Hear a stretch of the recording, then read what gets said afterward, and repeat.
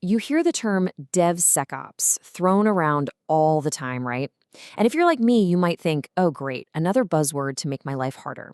Well, we're going to cut right through all that noise. Today, we are turning that buzzword into a real, practical checklist that you can start using on your very next build to make it more secure. Let's jump in. So let's just get right to it. Is DevSecOps just another trend? Another buzzword you see on job posts that you're supposed to magically know? Is it a whole new job you're now expected to do on top of everything else? That's a really common way to feel. But the reality, it's actually way simpler than that. And this quote right here, it just nails it. DevSecOps isn't about creating a whole new security team or a new role. It's about taking the DevOps culture and the work you're already doing and just looking at it through a security lens. It's really all about the mindset, not about a job title. Now, the core idea driving all of this is the shift left principle. Just picture your development process as a timeline, going from left to right. The old way of doing things was to bolt security on at the very end, way over on the right before you go to production. And it's slow and it's super expensive to fix things that late. Shift left flips that entirely. It means we move security all the way to the beginning. We are talking about finding and fixing a vulnerability when it's just a line of code, not after it's been deployed and is already a 5-alarm fire. Okay, so how do we actually do this? Here's our journey. We'll start with locking in that new mindset. Then we'll get practical and model our threats. From there, we'll dive into securing your actual source code, and then automate the whole thing in your pipeline. We'll also tackle that really tricky problem of managing secrets. And finally, we'll bring it all together to show why this is a continuous cycle, not just a one-and-done fix. So first things first, adopting that new mindset. Honestly, before we touch a single tool, this is the most critical step. It's all about realizing that security isn't somebody else's problem to deal with later. Nope. It's a shared responsibility that starts the second a project kicks off. All right, so what's the first action we take? We model our threats. This means before a single line of code gets written, we take a step back and we try to think like an attacker. Where are the weak spots in our actual design? This is all about finding problems on the whiteboard, not in a production server log. And a fantastic open source tool for this is OWASP Threat Dragon. It's super powerful but really easy to use. You basically just draw your application's architecture, your services, databases, all of it, right inside the tool. And then here's the magic. Based on your drawing, it automatically points out potential threats.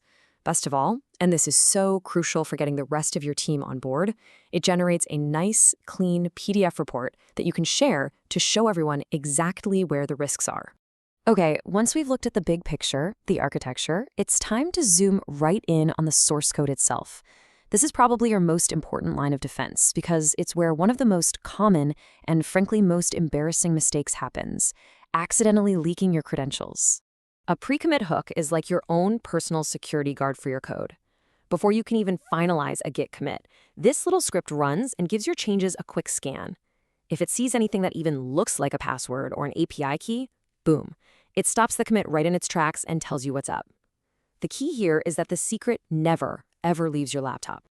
But what about secrets that might already be lurking in your repository's history? Because, Git never forgets. For this, there's an awesome tool called Git Leaks. You run one simple command, git leaks detect, and it will comb through every single commit in your repo's history to find sensitive data that was maybe checked in months or even years ago. All right, now we get to the heart of DevSecOps. This is where it all comes to life, embedding automated security checks directly into your CI/CD pipeline. This is how we turn security from a manual, easy-to-forget chore into an automated quality gate that runs on every single commit, every single time. First up, we have SAST, or Static Application Security Testing. The easiest way to think about this is like a spell checker, but for security bugs. Tools like SonarQube read your raw source code without even having to run it, and they look for well-known bad patterns, things like SQL injection or using weak encryption. Next up is SCA, which stands for Software Composition Analysis. Let's be real, most of our apps are built on top of hundreds of open source packages. So SCA is basically a background check for every single one of those dependencies. Tools like Snyk or Trivy will scan your project and check every package against a huge database of known vulnerabilities. It makes sure you're not building your house on a shaky foundation. And finally, we have DAST, or Dynamic Application Security Testing. Now, unlike the other tools, DAST doesn't look at your code. It actually attacks your running application, just like a hacker would. A tool like OWASP Zap will actively poke and prod your live app, trying to find those tricky runtime flaws like cross-site request forgery that you can only find when the application is actually up and running. Okay, so we've automated our code scanning, which is great, but there's still a massive elephant in the room. How does our CI/CD pipeline get the credentials it needs to deploy things to the cloud without us creating a gigantic security hole in the process? This slide really shows the two different worlds. The old, incredibly risky way was to use long-lived keys. An AWS key that's valid for months and you just stick it in your GitHub secrets. If that key gets out, it's game over. You have a huge breach. The modern approach, the Vault way, is a total game changer. Your pipeline requests a credential from a tool like HashiCorp Vault that only exists for about 15 minutes, just long enough to do its job, and then, poof, it vanishes forever. A leaked key is almost worthless. And this is so important to remember. DevSecOps is not a project with an end date. You don't just check a box and say we're done. It is a living, breathing process. New threats are discovered every day, and new tools are constantly being developed. This is a continuous loop of improving your code, automating your defenses, and learning from everything you find. So what's the big takeaway here? What can you do tomorrow? Here's your starter kit. 1. Model your threats before you even start coding. 2. Use pre-commit hooks to stop secrets from getting into your repo in the first place. 3. Scan your history with Git leaks to clean up past mistakes. 4. Automate SAST, SCA, and DAST in your pipeline. And 5. Use dynamic, short-lived credentials to manage your secrets.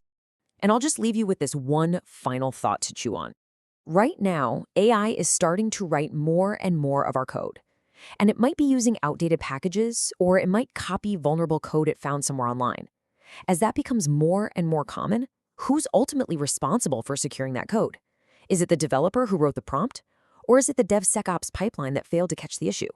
It's a tricky question, and definitely one we're all going to be dealing with very soon. But that's all we have for today. If this breakdown was helpful for you, please go ahead and like, share, and subscribe so you don't miss our next explainer. Thanks for watching.